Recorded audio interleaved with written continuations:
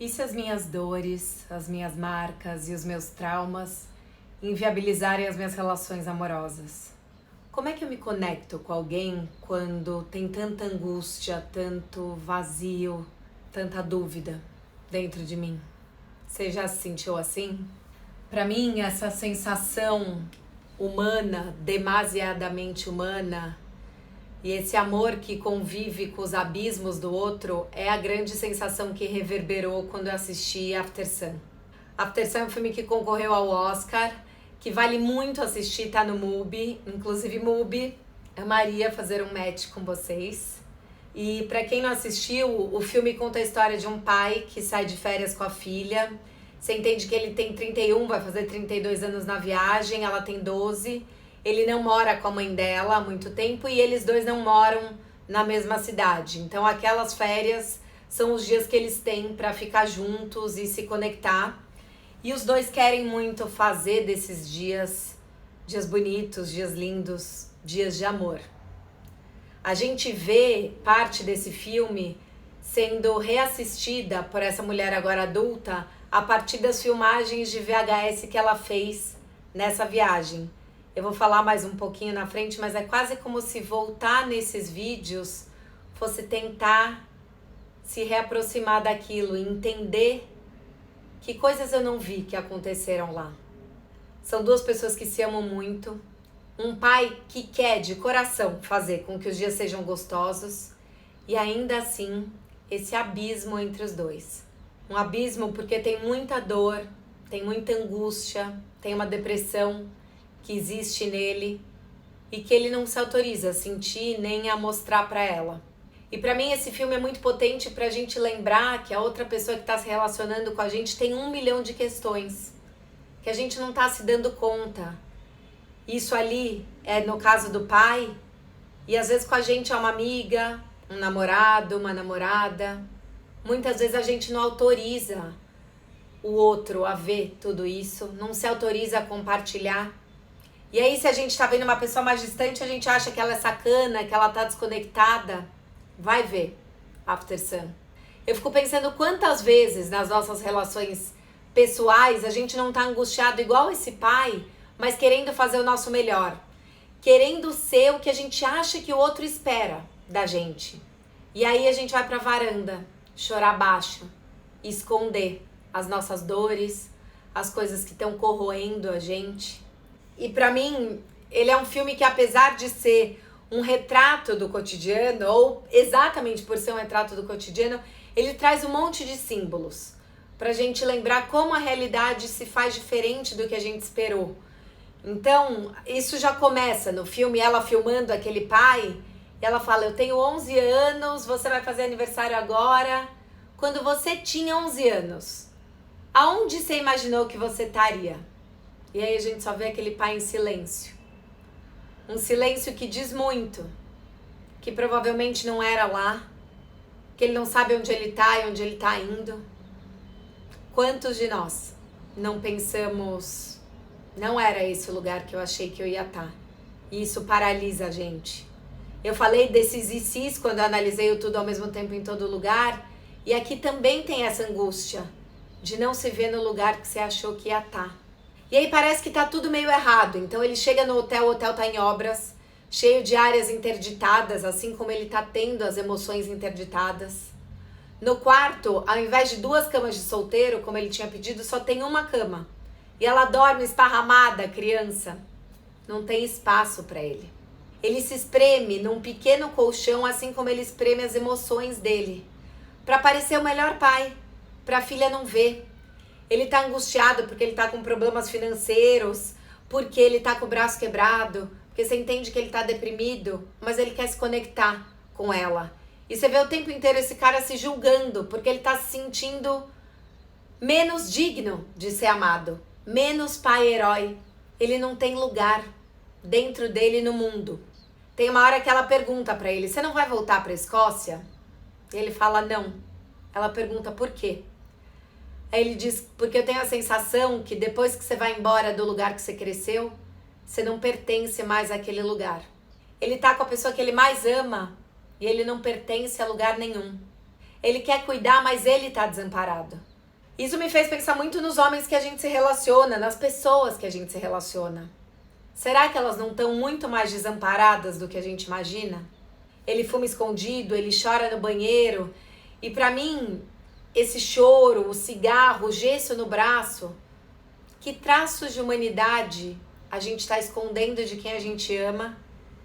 E que traços de humanidade a gente não tá vendo no outro que tá com a gente? Porque é muito fácil a gente chamar o outro de vilão, de pouco comprometido, se frustrar porque as coisas não saíram como parecia. E aí eles estão presentes, estão distantes e sem saber eles se conectam nessa mesma dor. Tem uma hora que ela deita na cama assim e ela fala pra ele tá em outro cômodo, e ela fala: não sei, você nunca se sente assim meio cansado, triste, como se seus ossos não funcionassem, como se você estivesse se afundando? Aí vem um silêncio e ele fala: mas a gente veio ter um dia divertido, né? Ele não autoriza a dor. Ela também não quer estar assim porque ela quer aproveitar com o pai, ela tá se descobrindo mulher.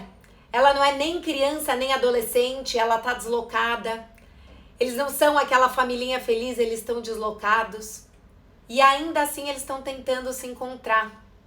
E me vem essa sensação, sabe, de tão perto, tão longe que eles estão. Tem uma cena que eu acho que é linda e é simbólica, porque você vê metade da cena ela sentada na poltrona e metade da cena ele no banheiro, e a câmera mostra que ele tá tentando cortar assim o gesso e ele se corta, ele tá sangrando, e aí ele sangra e chora baixo pra não ver que o braço sangrou. E ele pergunta do livro que ela tá lendo, ela não tá lendo. E aí ela pega o livro rápido pra falar. Tá um fingindo pro outro que tá tudo bem, como prova de amor, escondendo a dor, para que a dor não seja um desmerecimento, sabe? E eu fico pensando que às vezes, não só a dor não ser um desmerecimento, como a gente também tem direito a essa privacidade. O outro querer chorar algumas coisas sem contar pra gente não significa que ele não deixa a gente entrar. Significa que às vezes a gente precisa de espaço. Eu fico pensando que também tem um lugar e uma dor dele de não conseguir atender essas expectativas que ele mesmo tinha de como seriam as férias. E às vezes ele podia só pedir um colo, entender que tá tudo bem. Tem uma cena que ela mobiliza todo mundo pra cantar parabéns pra ele, aí você vê ele lá longe, no alto do morro, e as pessoas cantando parabéns, ele não tá feliz. Ou uma outra cena onde eles vão mergulhar e é o grande passeio, e aí ela deixa a máscara cair e eles perdem a máscara. E ela se culpa por isso e vai lá pedir desculpa, falando: eu não fiz por mal. Ela não fez por mal. Mas pensa, daí volta na nossa vida. Quantas vezes a gente não pensa assim, cara, era aquela viagem que a gente economizou e era pra ser incrível e deu um monte de coisa errada. E aí você começa a achar que o outro vai te amar menos porque as coisas deram errada. A máscara caiu, não foi por querer. Ele não quis cantar com ela no karaokê. Tem um karaokê que você entende que toda vez eles cantam a mesma música. E aí ela vai, ele fala: eu não quero. Ela fala: vamos, eu não quero. E ela vai sozinha. E dá uma dor porque ela fica chamando ele com o olhar e ele não pode ir. Dessa vez ele não pode ir. Tem relações e tem dinâmicas que se quebram e que vão ter que se refazer. E esse distanciar dessa angústia pra gente, sabe? Mas em nenhum momento isso significa que não tem amor. Tem muito amor, mas tem muita dor ali. É um homem que tem que lidar com tudo isso calado, sozinho, com a necessidade, com o desejo de ser esse pai que cuida dela e que fala pra ela: você pode falar tudo pra mim, que deixa um bilhete, eu vou te amar pra sempre. Não é falta de amor. Esse filme, pra mim, é um filme pra gente lembrar que todos nós somos um pouco desamparados, que vai ter esses abismos, que a gente precisa poder pedir colos. E acho que ele me mexeu muito, né, numa jornada pessoal, porque eu fui uma criança que meu pai foi levar a gente nas férias assim, né? Com 30 e poucos anos, ele tava sozinho com 2 crianças. E pra mim ele é o meu pai herói, até hoje. Eu revi VHS pra lembrar da minha mãe. Assim como essa mulher adulta hoje vê esses VHS. Tentando entender ali. Tentando matar saudades, se conectar. que a gente possa não esperar os VHS e olhar de outros olhos e outros jeitos para essas pessoas que estão aqui com a gente, sabe? E a gente entender que só tá já é bonito como der pra ser. Tem uma cena linda que pra mim simboliza isso, que ela...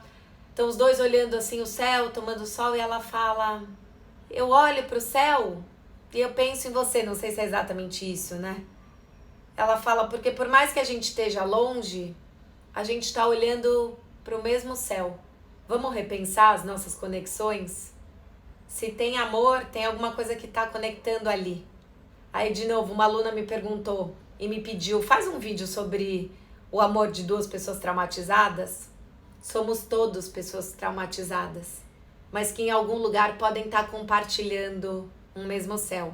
Que a gente possa fazer o nosso amor ser possível, entregar o que é possível entregar, se desculpar e desculpar o outro, e se acolher.